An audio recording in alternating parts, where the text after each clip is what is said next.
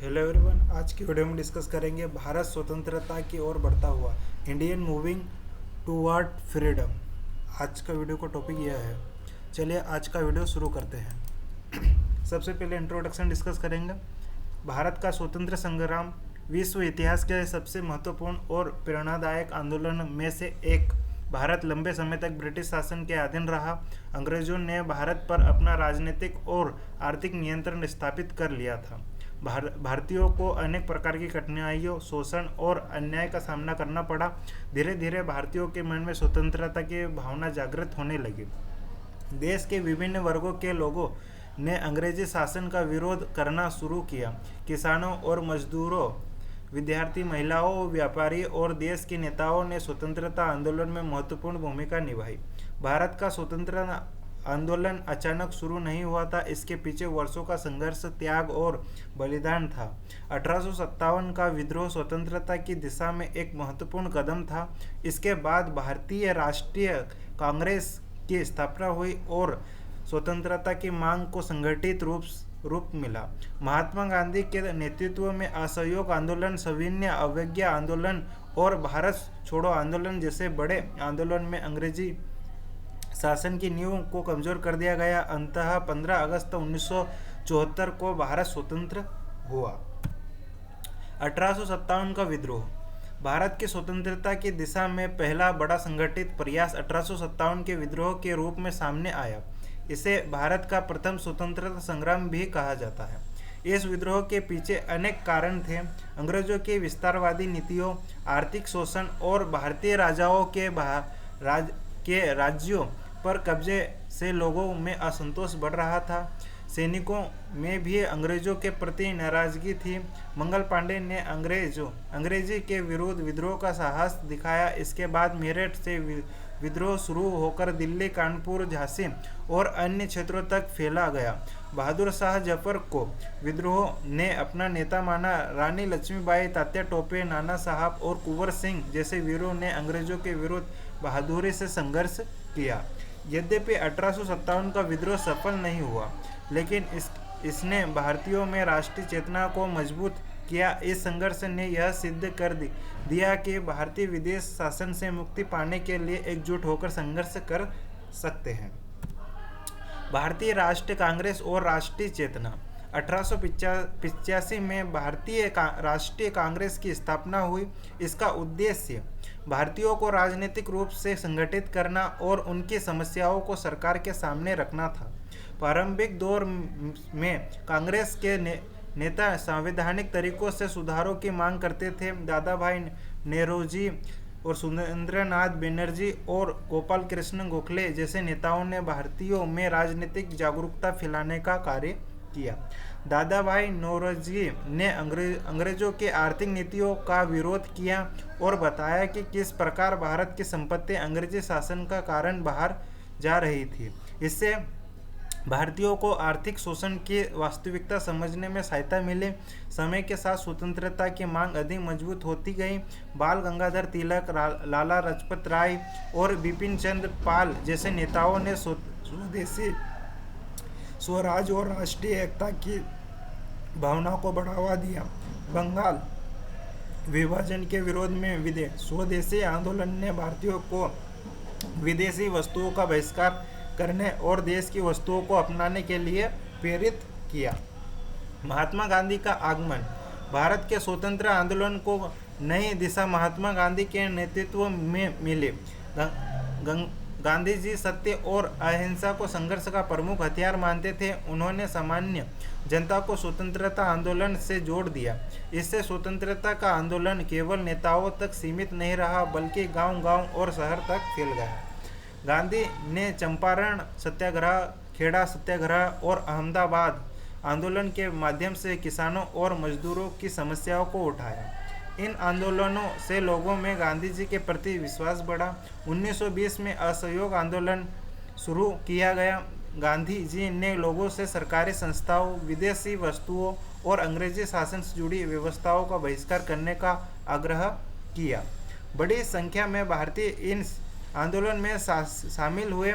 लोगों ने विदेशी कपड़ों का बहिष्कार किया और खादी को अपनाया।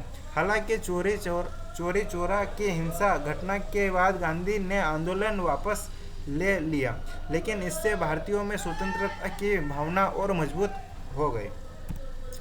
सविनय अवज्ञा आंदोलन और दांडी मार्च। 1930 में गांधी जी ने सविनय अवज्ञा आंदोलन शुरू किया। इस आंदोलन का प्रमुख प्रतीक नमक कानून का विरोध था। अंग्रेजों ने नमक पर कर लगा रखा था, जिससे गरीब सहित आम जनता को कठिनाइयां होती थीं। गांधी जी ने इस अन्यायपूर्ण कानून के विरुद्ध दांडी मार्च किया। गांधी जी साबरमती आश्रम से अपने साथियों के साथ दांडी के लिए पैदल चले। दांडी पहुंचकर उन्होंने समुद्र के पानी से नमक बनाकर अंग्रेजी कानून का उल्लंघन किया। यह घटना पूरे देश में प्रसिद्ध हो गई। अनेक लोगों ने नमक कानून तोड़ा और अंग्रेजी शासन का विरोध किया। इस आंदोलन में महिलाओं की भागीदारी भी उल्लेखनीय रही। सरोजिनी नायडू और अनेक अन्य महिलाओं ने स्वतंत्र आंदोलन में सक्रिय भूमिका निभाई।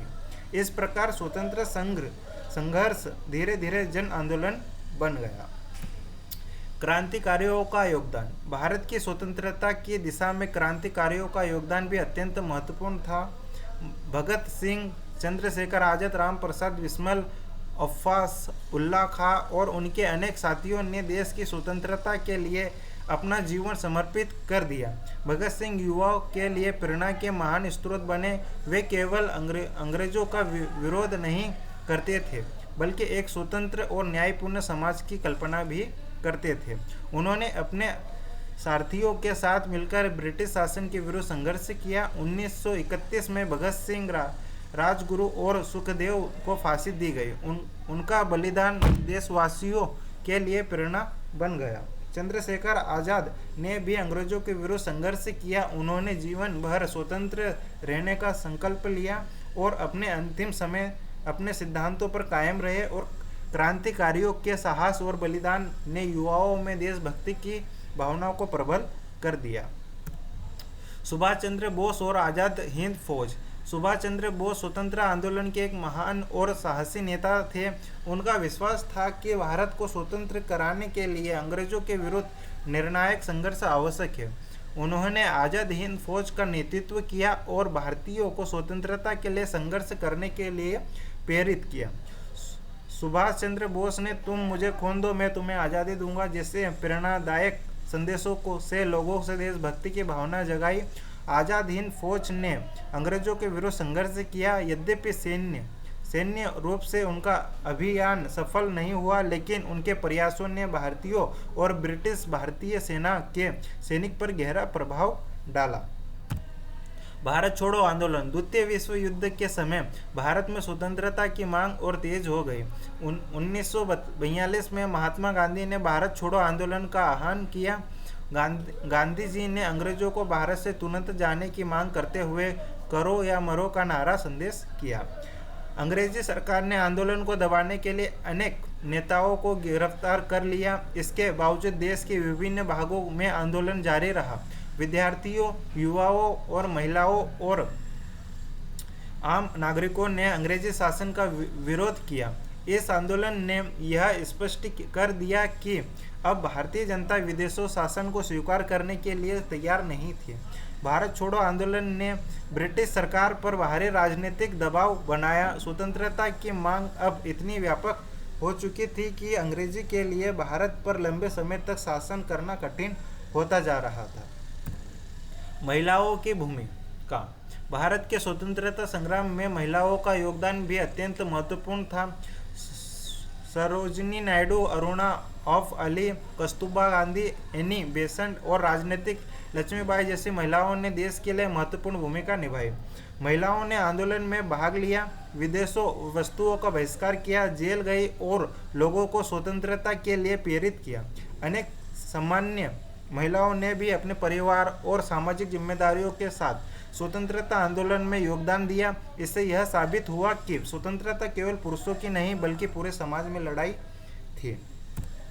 स्वतंत्रता की ओर अंतिम कदम। द्वितीय विश्व युद्ध के बाद ब्रिटेन आर्थिक और राजनीतिक रूप से कमजोर हो गया था। भारत में स्वतंत्रता की मांग बहुत मजबूत हो चुकी थी। भारतीय राष्ट्रीय आंदोलन क्रांतिकारी गतिविधियों और जनता व्यापक विरोध के कारण अंग्रेजों के लिए भारत पर शासन जारी रखना कठिन हो गया। अंततः ब्रिटिश सरकार ने भारत को स्वतंत्र करने का निर्णय लिया। भारत का विभाजन हुआ और 15 अगस्त 1947 को भारत एक स्वतंत्र राष्ट्र बना। पंडित जवाहरलाल नेहरू ने स्वतंत्र भारत का प्रथम प्रधानमंत्री के रूप में देश को संबोधित किया। यह दिन भारतीय इतिहास का सबसे महत्वपूर्ण दिन माना जाता है। स्वतंत्रता हमें लंबे संघर्ष और असंख्य बलिदानों के बाद मिली। हमारे स्वतंत्रता सेनानियों ने अपने जीवन, परिवार और सुख सुविधाओं का त्याग किया। उनके बलिदान के कारण ही आज हम स्वतंत्र देश में जीवन जी रहे हैं। अब डिस्कस करेंगे निष्कर्ष। भारत का स्वतंत्रता आंदोलन साहस, एकता, त्याग और देशभक्ति की महान कहानी है। स्वतंत्रता की प्राप्ति के लाखों भारतीयों का संघर्ष था।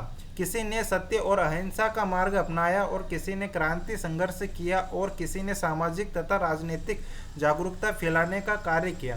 सभी के प्रयासों ने मिलकर भारत को स्वतंत्रता की ओर आगे बढ़ाया।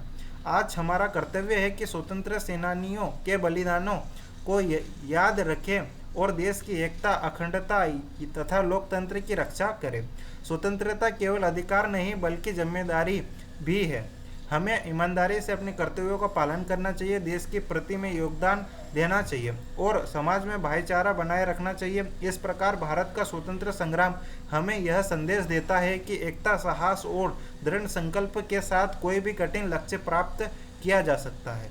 स्वतंत्र भारत हमारे महान स्वतंत्र सेनानियों के सपनों का परिणाम और इससे मजबूत, समृद्धि तथा न्यायपूर्ण बनाना हम सभी की जिम्मेदारी है। आज की वीडियो में इतना ही।